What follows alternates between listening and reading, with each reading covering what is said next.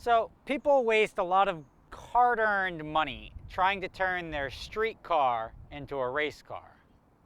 Proof's in the pudding right there. I took a perfectly good stock factory Corvette and turned it into a race car, which is great because the net result is a race car, but you're taking a street car which has a value, dumping a whole bunch of money into it to make a race car which then has a much lesser value. So it's a complete waste of money. The reason people do that is this car, for example, the 430 Challenge car, is not street legal. So the only way to have a street legal race car is to pick a nice state that has very lenient laws and gut out, strip, spend a whole bunch of money to add power, performance, safety, braking to your street car to turn it into a cool track monster. No matter which direction you go to turn your Ferrari into a track car, it's not the most usable thing on the street. Let's take it out for a drive and I'll show you exactly why. All right. Yep, that ass. All right. So, as I said, the interior is probably the biggest difference you're going to run into. This one has no interior. The door handle is a string. That's how you open your door. Carbon fiber to save weight.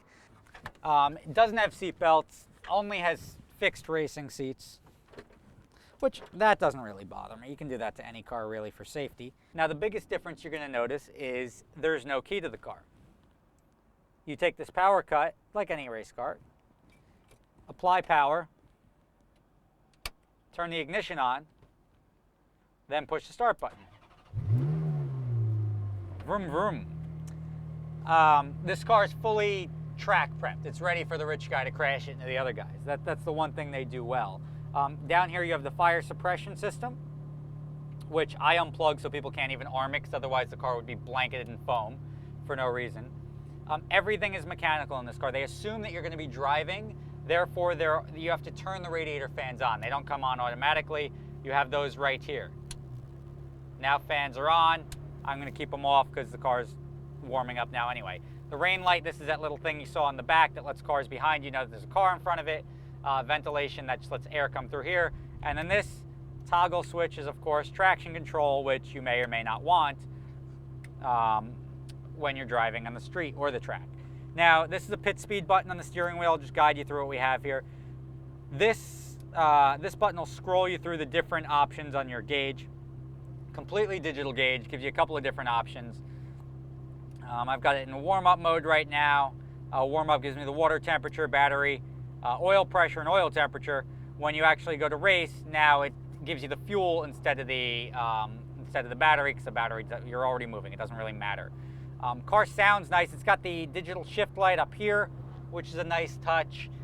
Definitely everything about it's race car. They make this to make people feel like they're in a race car, and why not? Because you are in a race car. Now this thing definitely looks like a race car. And the biggest thing you'll notice is it's got a terrible, terrible turning radius.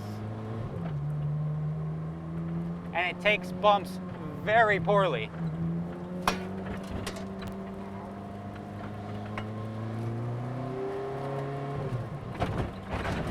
See, not the most user-friendly car you're ever going to drive. Now on the track there usually aren't too many bumps, but if there are, you really don't care about your car. Now, I want to see if I can pull a spot where I can show you. Let me go down a normal block and I'll show you what really makes this thing not user-friendly. All right, say I'm driving along and I've decided that I've gone the wrong way. Right? Oh, where am I going? Gone the wrong way. Let me turn around and go back to where I came from. In order to do that, we do a turn. That's full lock. Okay, reverse. Oh, stall. Race car. That's normal. All right, reverse, reverse, reverse. Okay, first gear again. Okay, reverse. Okay, first gear again. Okay, let's do it again. So user-friendly is not the, okay. Let's give it one more reverse here. We got a little juice out of that. Let's give it. Okay. Yeah, boy. And that's a standard 3-point turn in the challenge car. Needless to say, not the most user-friendly thing ever.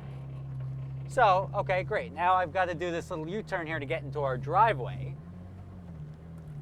Okay, we're turning. Nope, we're not turning. We're not going to make it. Let's go backwards.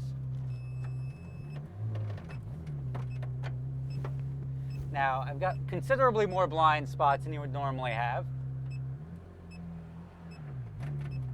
Okay, let's do that. Now, let's show you another reason this car is no good on the street. Because that noise is the car bottoming out. All right. So, what have we learned? Keep this car in the garage or on a racetrack. Stick to street cars. Don't ruin your 430 and turn it into a challenge car. Sound advice. Trust me, I've seen so many people. I've done it to my Corvette because I didn't really have another option. I didn't have the option of having a race car and a street car. If you own a Ferrari, obviously you can have a track car and a race car. So don't turn your street car into a track car. Simple as that. Drive your car in the street. If you buy your nice car, enjoy it on the street. Buy a shitty old track car, enjoy it on the track. Keep it separate. Rob's advice if you were thinking about turning your Ferrari into a challenge car.